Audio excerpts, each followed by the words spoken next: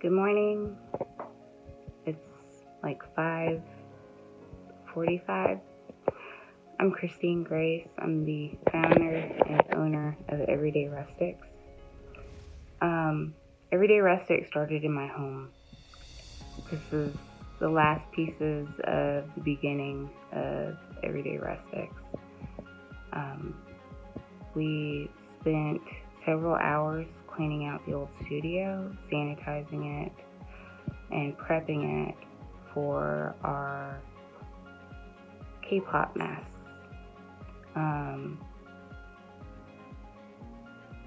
It's taken a long time for me to be able to open up about just about anything. Usually people consider me pretty easygoing, quiet, reserved. When I do speak my mind, it's very rare. However, this pandemic, the hysteria behind it, has got me to the point where I have to speak up. Because it's absolutely ridiculous. I am first generation Korean American. I'm going to use this opportunity to show the process of how we will be producing these masks every day, and also sharing my testimony, which is something that people have asked me to do my entire life, but I just couldn't find the words to describe what I have been through. And also, I feared hurting feelings. Another reason why I decided to do this is so that everybody can know what Everyday Rustics is about, what we stand for. We're not just about the bottom line, which is a dollar sign. We're about your self-expression. And in the next several months, we're also about your safety. So thank you for tuning in. There's going to be a lot of edits and everything as far as my morning prep and cleanup of the studio. It will be unedited, possibly fast forwarded just to save time, because I'd hate for you to sit there and watch me clean for an hour. There will be some voiceovers as I share my journey and my testimony and just tidbits of information. Say goodbye to Mr. Grace. Bye, man. Bye, Annie. Have a good day. And that's another reason why I'm doing this. It's for my husband. My husband has the male version of rheumatoid arthritis. He has to take Humira. And one of the biggest side effects is a weakening of his immune system. So the safety precautions that the state and media are telling people to take today are the precautions that we take every single day in our household. My husband can't get sick. He works, he's a coal miner, and sickness for him is hospitalization. It's very serious. So usually I'm perceived as a germaphobe. I'll shake someone's hand and then they get this offended look on their face whenever I put hand sanitizer on immediately after. It's just out of habit, for the safety of my husband. When my kids come home from school, we have a routine. We strip down out of our school clothes, we bathe, and then we can go about our day. Any surface that our school books touch, after we're done doing our homework, we clean it up disinfect it, sanitize it for the safety of daddy. So our kids, they already know. They do these things every single day. They wash their hands. They use hand sanitizer. They know that, touching money, touching receipts, that there's germs out there, that there are things out there that could seriously hurt their father. In the wake of this coronavirus hysteria, I'm calm. I don't fear. And my hope is to share my calm with the community, because it's affecting small businesses, it's affecting big businesses, but definitely affecting small businesses. We thrive on walk-in customers, and it's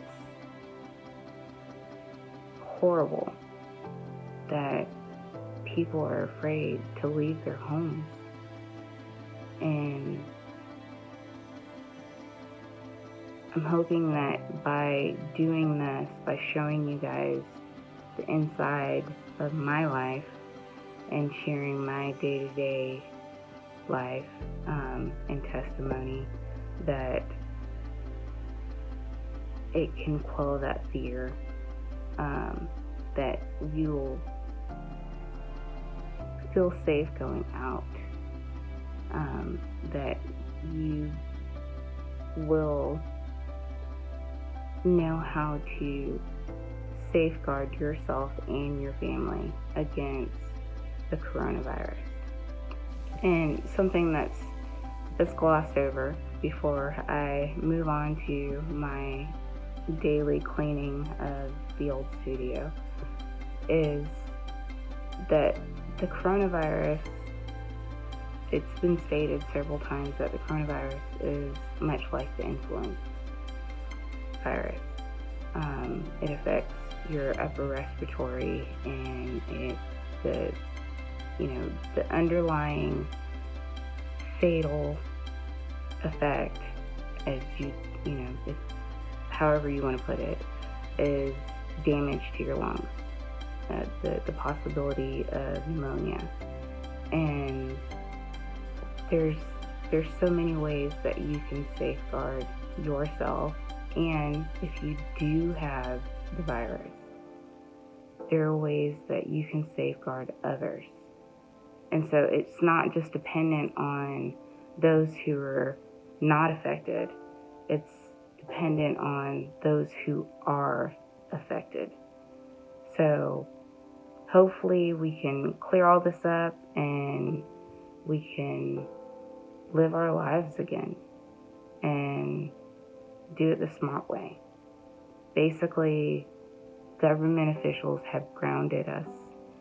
They've sent us to our rooms, sent us to our houses, and put fear in us to a point where we're so paralyzed when we look at the door, when we look outside, somebody coughs or they sneeze, you're terrified. You shouldn't be terrified. You really shouldn't. And I'm going to share why. My father was a Army Vietnam vet. My mother was from South Korea. That's where they met. I was born in Susanville, California.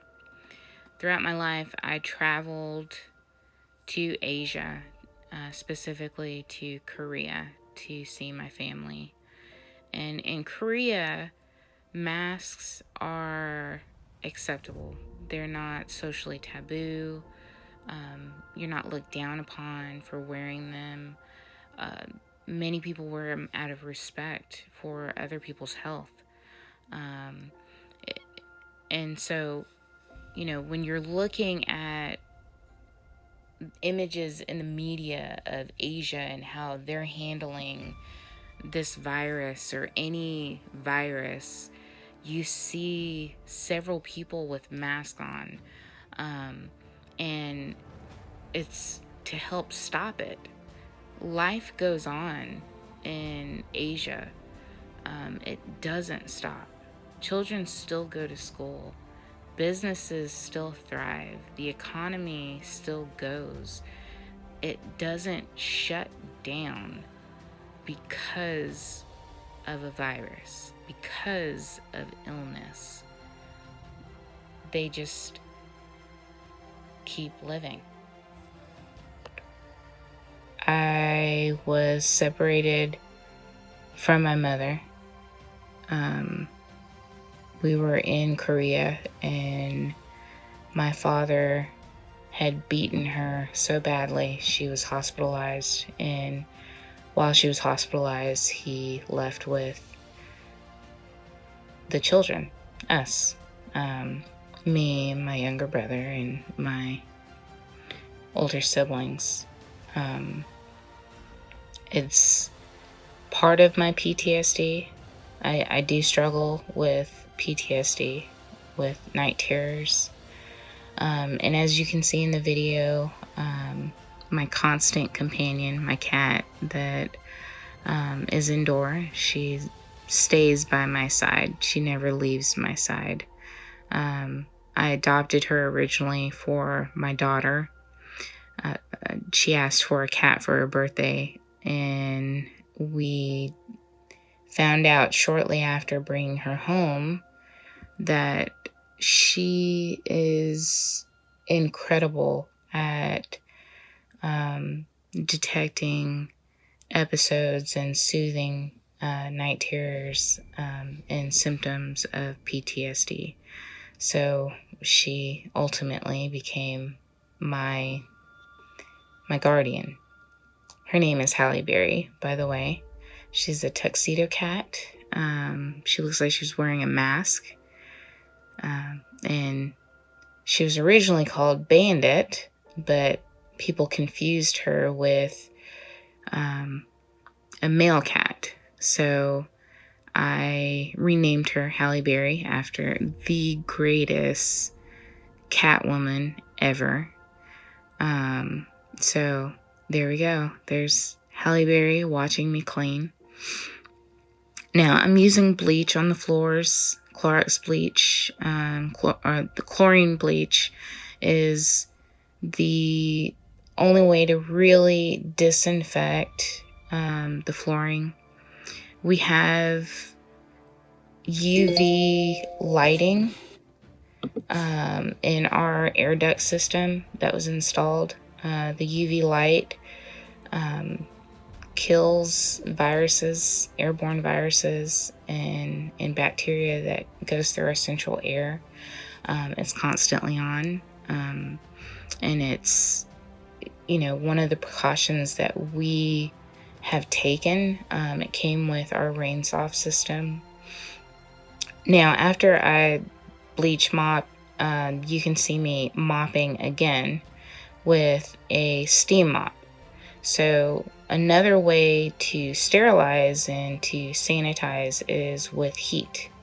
And so that's why not only do we use chlorine bleach, but we also use steam. Now, all of the items that are currently in the studio, you'll notice in previous videos, or previously in the video, where there was a couch and a lot of furniture in our kitchen. When we retired my home-based studio, we turned it into a spare bedroom. So right now we're trying to figure out where we're going to put this while we're in production of these masks. But we wanted to make sure to clear all of that out so that we could definitely disinfect and sterilize this area. Notice I'm barefoot. We do not wear shoes in my house, partly because of the Korean culture, and another just because cleanliness. It's, you don't want to track in the germs and bacteria from going out and about. So that's another precaution that we take as far as, my husband's health and in our own health, like for me and my children. We eliminate the amount of contaminants that we bring into our home. Now, my cat is litter box trained, but she is bathed regularly, and we do clean our home regularly. So it's, we take precautions as far as that is concerned. Everyday Rustics was created during another era of hysteria. It was during the office of Barack Obama and his clean energy bills. My husband was laid off 4 years in a row from every single job. Once again, like to remind you, he's a coal miner. And so the move for clean energy really broke down the economy as far as, coal mining. Anyone who's from Alabama just remembers all the layoffs and the Brookwood being a ghost town. And it was just a really scary time for us. We had just had our third child, my daughter Genevieve, and she was our last child. And she was actually born in 2013. I was scheduled for a C-section. 2 weeks beforehand, my husband was laid off from a job he had put 8 years of his life into. And 2 weeks after that, we were faced with no health care, no insurance. A month after my C-section and tubal ligation, I had to return back to work because we had bills that we had to pay for. And we had diapers and wipes. And, during that time, all 3 of our children were, in diapers and wipes and, in the transition of being potty trained. I had $10 in my pocket, and I had people request jobs, sewing jobs, and that's how I got it started. I started sewing. Once again, my hope is to break this hysteria by introducing something that's been around for centuries. A simple face mask. I was at Walmart, and this woman was wearing latex gloves, pushing a shopping cart. And after she put the shopping cart up, she touched her face, and she had no mask on. Face masks, this is a way that we can continue living. Thanks for listening.